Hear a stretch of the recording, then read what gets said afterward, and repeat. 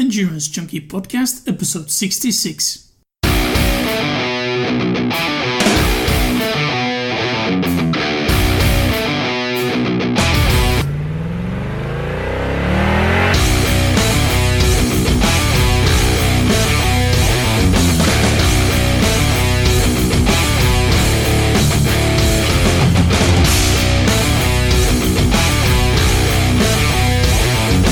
Hey Junkie, what's up? Thanks for joining me on a new episode of the Endurance Junkie Podcast, the show where I will be interviewing some of the fastest, smartest, and most inspiring people active in the endurance world today.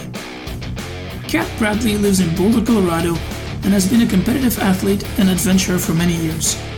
She recently exploded onto the ultrarunning scene by winning the 2017 Western States at her very first attempt. Kat, thanks for joining me today. To get things going, can you tell us a bit about yourself, your sporting background growing up, and how you ended up in ultra running? Well, I started running in college at UC Santa Barbara in 2009, and I got really burnt out really quickly. So I stopped running with the team and actually went and hiked the Appalachian Trail in 2009 or 2011. Sorry, and that really got me immersed in the outdoor industry. And because I've been a runner, it just kind of was the natural progression to start trail running a few years later. I didn't really start trail running until 2014, but I found my passion for the outdoors on the AT, and trail running is such a special community that once I found it, it was hard to leave and easy to keep getting further and further into it. How come you got burned so quickly when running in high school or in college? I feel like for 17, 18-year-old girl, it was just too much for me. It was, I had a pretty unhealthy relationship with running, as a lot of collegiate young women do.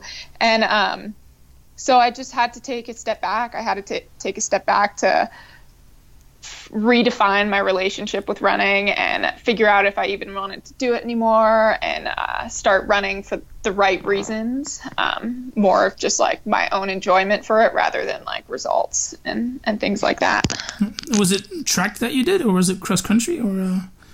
I was recruited for cross country, but I ended up running the 800. Oh, okay. Yeah, so I can definitely see why that burnt you out and why ultra running became your passion. There's a big difference between going around a track and then being in the outdoors. Yeah, huge difference. So you started ultra running in 2014, and then this year you won Western States, so that's 3 years. Going from a newbie to winning probably the most prestigious race in the sport. How can you talk a bit about your progression in those 3 years? Yeah, well, when I started back in 2014, I it was just something I was doing for fun. I was really in the outdoor industry. I was a backpack guide and raft guide, did a little ski guiding, and just signed up for these races without any, because my friends were doing it, friends that I'd met at races, but I did zero training for them. Like, I was basically, I wouldn't say off the couch because I had a lot of fitness, especially when I was rafting, but just no running fitness. And then I'd go and do these races and I'd get hurt and then not be able to run again for another 6 months. And then I'd be like, hey, my such and such, my knee, my foot, my hip, whatever, feels better. So I'm going to sign up for another race. And then I do like a 50 mile, 100 mile. And then, get hurt again. But when I started teaching here in Boulder, I was living in Winter Park, Colorado, which is a small mountain town. But when I moved to Boulder and started teaching and started running with Rocky Mountain Runners, running without like the distraction of rafting and with the schedule of a normal job, and the only way I'd get outside is if I'd want to go for a run. My training got way more consistent and I just kept improving. And when I got into Western States, I thought it was a little crazy. I almost didn't do it, but but just thanks to the Rocky Mountain Runners and getting into a rhythm of training, I was able to be competitive there. Yeah, so it definitely evolved from doing these races just as an adventure and seeing if you could finish them to actually starting those races to place on the podium or to win. What race was like a turning point for you that said, okay, this is becoming more than just a hobby and an adventure, and I can make it to the top of my sport? The Bear 100 in 2015.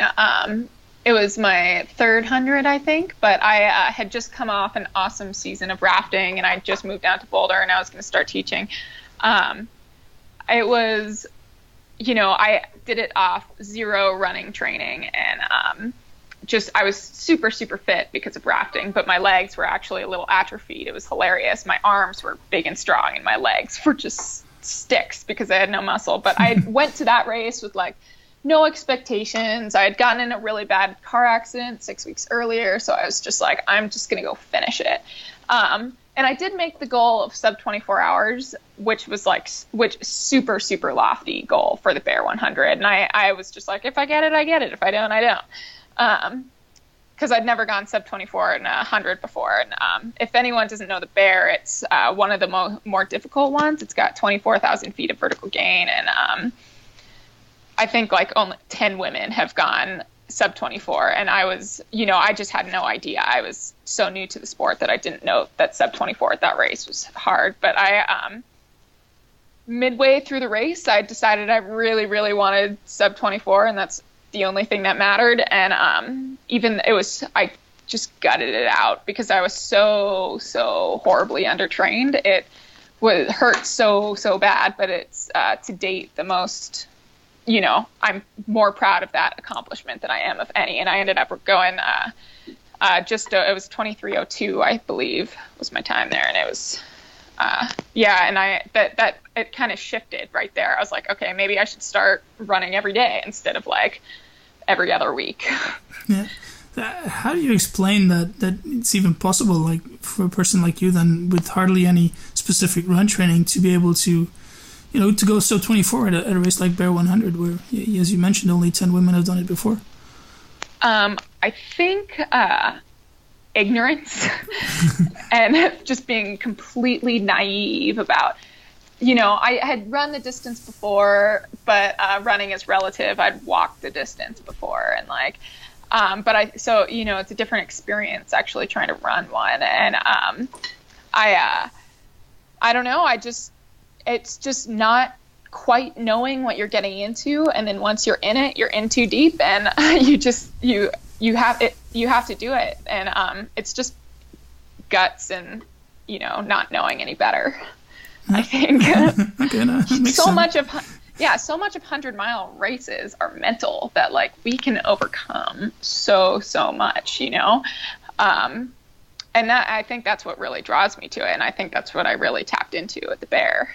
Yeah, that was going to be my next question. I mean, what specifically draws you to that 100-mile distance? Because you're relatively new to the sport, but you've done your fair share of 100-milers. What is it that attracts you to that distance? I really like problem solving, and that's all a 100-mile distance race is. It's just solving problem after problem after problem. At Western States, the first 30 miles was some of the worst running that I've ever gone through in my life. I'd woke up the morning before with a terrible back pain that I went on a jog the day before, and I couldn't run downhill on my back at that point. And then with the mud and the snow, I was really struggling on running on it, but it was just problem solving. It's just addressing the problem. How can I fix it? How can I make it better? And how can I get through this race? And it's just a series of solving those kind of problems. And that's super intriguing to me. Yeah, no, okay, cool. Because, as a relative newbie, the mental aspect, something that not a lot of people train. The first thing they do when they sign up for a 100-miler is focus on that physical fitness. Where does that maturity on the mental part come from? I don't know. I thru hiked the Appalachian Trail, which took a lot of mental strength. I had no clue what I was doing. Again, totally naive.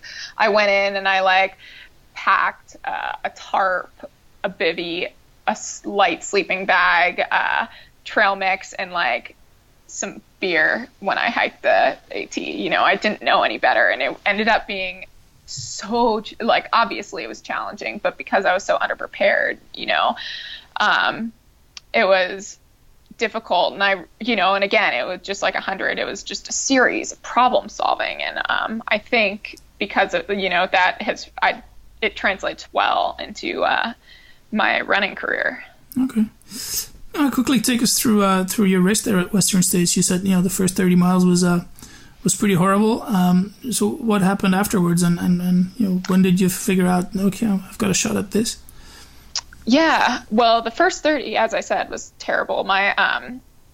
It was beautiful, so I don't want to say terrible, but I just had a terrible attitude, which I hate. I hate being that person that has a terrible attitude when I signed up for this. I'm in this beautiful place, but I kept post-holing really badly, and I was slipping on the snow. I fell and my leg got all bloody, and then I lost my shoe. The mud was insane. I would sink up to my knees in the mud, and at one point the mud just sucked up my shoe, and I felt like I was all that, that was frustrating. But what was really frustrating is that I felt like I was so far behind everyone, and I totally at mile 15, mile 5 to 15 took me well over 3 hours, and I thought it was taking me way longer than everyone else. I found out later that they were only 10 minutes ahead of me or something, but it was it was super discouraging. And I think more than the conditions made me frustrated, but even more than that, I got down on myself, just because I wasn't as competitive as I wanted to be. But then at mile 30, or maybe even before that, it was mile 25, Duncan Canyon. I was there's nothing I can do about the people in front of me, but I can make sure that no one passes me up until till the finish. And that's an incredibly lofty goal, but for the rest of the race to get no one to pass you. But it's something to work towards, and it's something to keep you moving forward. So then I did, and I just started picking people off little by little. By Forest Hill, I was in second, and then I took the lead after that, and which was crazy. It was super surreal. I'd never imagined myself taking the lead and coming into Forest Hill. Then I had kind of a rough section down to the river, from Forest Hill to the river. For those of you that don't know, Forest Hill is at mile 60, and the river is around mile 80. And at mile 80, I had Magdalena Bolette, a previous winner and Olympian, chasing me. And so I just turned it on. I didn't stop at a single aid station or take in a single calorie in that last 20 miles. I was just racing really hard. And then I crossed the finish line, and it was, I didn't know I was going to win until I hit that track, because, anything can happen. And I didn't know how far behind Magda was. And, I just kind of, I wasn't able to soak it in until the last 400 meters running around the track. How long did it take you to realize what you just did there? Oh, I don't know. I think, honestly, the only time that I've really been able to feel like I'd won Western States, but because it's so crazy, I never, I knew I had the potential, maybe, but I knew so did 30 other women. So, it felt the most real to me, even more real than it does now when I was running around the track. I just, because it's happening in that moment. But since, it's just still been just so crazy to me to say out loud even. Yeah, I guess it's sort of changed your life as well. Oh yeah, big time. Yeah, I never imagined people would be asking for my picture when I'm getting groceries at Whole Foods. I guess that only happens in Boulder, but where everyone's a runner, but it's still just so insane. Social media following goes up. Yeah. So. You also gave up your job as a kindergarten, so I think you're a full-time runner now. Is that correct? I am. So I actually got laid off last March and was able to finish the school year.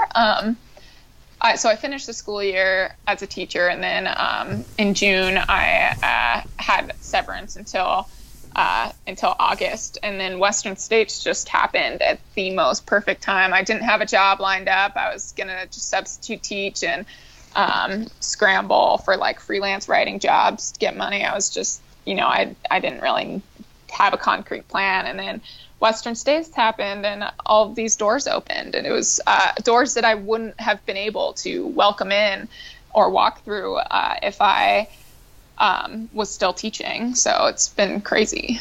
Just then all of a sudden you just paid to run. Must be an awesome feeling.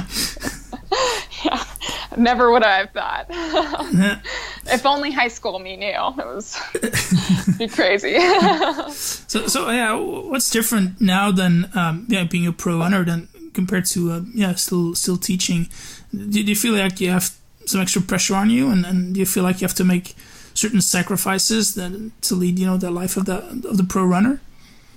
I don't think I'm making any sacrifices. No, it just, training is so much easier now. I used to wake up at 4 and be running by like 4:30 on my longer days, and in the classroom by 6:45. So this is like this morning I woke up at 6, ran at 7, done by 8, got some emails done, made breakfast. It's just so much more relaxed than where I was last year.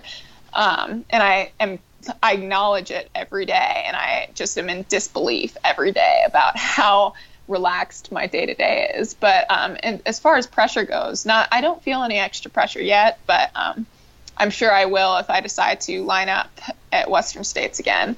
So we'll see. Defense of the title, it's always a tricky one. So what's the plan for the rest of the year and 2018? Have you figured that out yet? I haven't figured that out yet. After Western, I took a big step back from racing, which I had planned to do anyway. It was on my schedule to just like take the summer off and relax. I was able to do a lot of really fun local runs in Boulder or in the surrounding peaks. So I did the Pawnee Buchanan Loop, and I did the 4-Pass Loop, and my boyfriend and I, we did Ryan Lassen, we did Trans Rockies together. It's just like a fun, no pressure stage race together. So it's a 6-day stage race going through the Colorado Rockies, and it was an amazing experience and like a zero pressure adult summer camp type thing. And now since summer's ending, we had our first snow on Monday, and so it's time to start looking at race schedules, and I'm just starting to look right now. I'm not really quite sure what I'm going to do, but Western States is definitely a possibility. Yeah. Do you have like a bucket list of races that you want to do? Oh yeah, absolutely. I have a whole laundry list of races that I want to do. I was thinking like Transvolcania is on my list, Tawara in New Zealand's on my list, Les Templiers, even like the entire UTMB series. Before that, even in the UTMB series, I would have never been able to do while teaching because it's in September and I would have been in my classroom already. So, and I've never really traveled outside of the United States except for going to New Zealand last year. So I'm looking forward to using racing as an excuse to travel. Yeah, good stuff. Well, looking forward to seeing you in Europe one of these days. It would be cool to see you on the UTMB circuits, that's for sure. You're relatively new to the sport, I've said that before, but what's the greatest piece of advice you've ever received so far?